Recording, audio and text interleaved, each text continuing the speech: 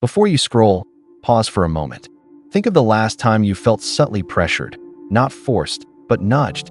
Maybe it was an ad that convinced you something was missing in your life. Maybe it was a friend who made you feel guilty for saying no.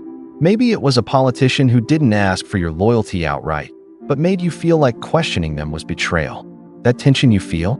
That's the exact moment where manipulation hides, in between choice and obligation. And the strange thing is, most manipulation doesn't come from evil masterminds. It comes from people and systems who have simply learned how to press the right emotional buttons. So before we talk about how to spot manipulation, we need to understand one thing. It's not about reading minds. It's about reading patterns. Manipulation isn't random. It follows a quiet formula, one that our brains have evolved to respond to over thousands of years. To manipulate is to trigger trust before awareness can intervene. It's to make the brain say yes before the mind realizes it's deciding. Humans are wired to cooperate. We survived as a species because we believed others meant well. The problem is, that same instinct for trust can be hijacked. We mistake confidence for truth. We mistake charisma for care. We mistake familiarity for safety.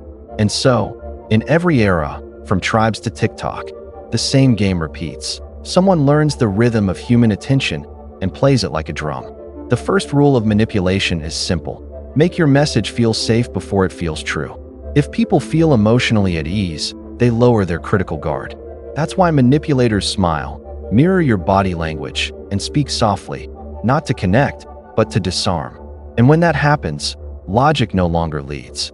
Emotion does. When someone speaks to us, our brains don't just hear words, they scan vibes. Neuroscientists call this theory of mind, the ability to guess what others think or feel. But this system isn't built for truth, it's built for speed.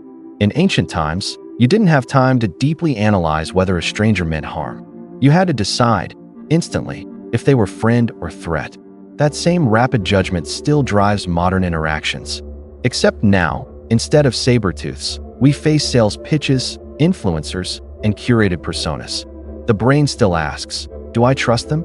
But the cues it uses, tone, expression, confidence, are easily faked. Manipulators exploit this reflexive trust. They know how to appear aligned with your tribe, echo your beliefs, or feign shared vulnerability. They speak your language, not to belong, but to blend in. That's why social manipulation often feels like familiarity. We drop our guard because they seem like us. And the cruel irony is, the smarter or more educated we think we are, the easier it is to bypass awareness through ego. Because now, it's not that we trust them, it's that we trust ourselves not to be fooled. Most manipulation doesn't happen through lies. It happens through framing, the art of deciding how truth is presented. If you say, you're free to decide, but everyone who truly cares has already said yes. You haven't removed freedom, you've poisoned the meaning of no. Framing works because our brains are lazy. They conserve energy by accepting the first story that feels coherent. So if someone frames rejection as guilt or independence as arrogance, we unconsciously reshape our values to avoid dissonance. Influencers do this with trends. Brands do this with slogans. Politicians do this with rhetoric. Parents, lovers, and friends do this with emotion. They don't need to control your mind. They just need to frame the situation so your brain chooses their preferred outcome on its own. And when done well, it feels like your idea, not theirs. That's the elegance of manipulation. It wears the mask of self-discovery. Now here's the simple trick, the one that turns social fog into clarity. Whenever someone presents you with an idea, an offer, or a plea, ask yourself this one silent question. What emotion is this trying to make me feel before I think? Not what it's saying, not whether it's true, but what emotional state it's trying to install. If it wants you to feel urgency, it's selling control. If it wants you to feel guilt, it's selling obedience. If it wants you to feel special, it's selling attachment. Because emotional installation always precedes intellectual persuasion. Manipulation fails when you interrupt that sequence. When you feel the tug, and name it, the spell breaks. Pattern recognition is the art of pausing before surrendering to chemistry. It's not cynicism, it's awareness. And once you see it, you can't unsee it.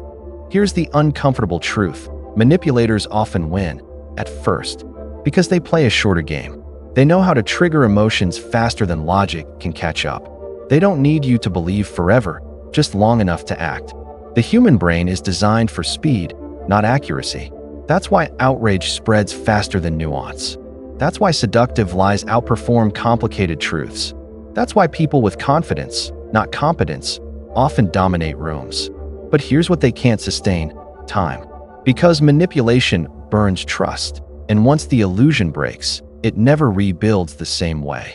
Truth, on the other hand, compounds slowly. It builds its empire in silence.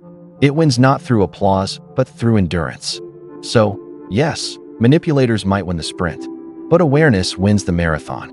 Because while deception feeds on blindness, clarity starves it. We no longer live under kings. We live under algorithms. And yet, the manipulation feels the same, only softer. The new manipulator doesn't shout. It whispers.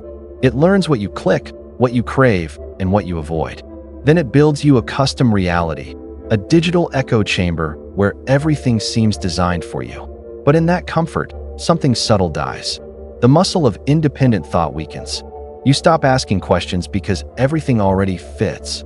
And so, in the age of infinite choice, control no longer looks like force. It looks like convenience. You aren't chained. You're guided by personalization, by optimization, by the illusion of freedom. Every scroll, every ad, every influencer who just gets you. They're not manipulating your logic. They're curating your dopamine. And once your pleasure becomes predictable, so do your decisions. That's the new empire, invisible obedience through comfort. The antidote isn't paranoia, it's pattern awareness. To spot manipulation, you must learn to slow down your perception. Pause before reacting. Interrogate your emotions before defending them. Ask, did I arrive at this feeling, or was it delivered to me? Train your brain to separate feeling seen from being understood. They're not the same. The first flatters the ego. The second challenges it. True freedom begins when you stop outsourcing your interpretations. When you stop letting others define what kindness, loyalty, or success should look like. Awareness doesn't mean withdrawal. It means discernment. It means you can enjoy charisma without worshiping it. You can trust warmth without surrendering reason. And most importantly, you can say no without guilt. Because saying no is how you remind your nervous system that it still belongs to you. The hardest part about seeing manipulation is realizing how often we've participated in it. Every time we performed to gain approval. Every time we exaggerated to get attention. Every time we nudged someone into agreement instead of dialogue. We are all both manipulators and the manipulated, learning, evolving, sometimes guilty, sometimes blind. But that's where compassion enters. To see manipulation clearly is not to become cynical. It's to become honest, first with yourself, then with others.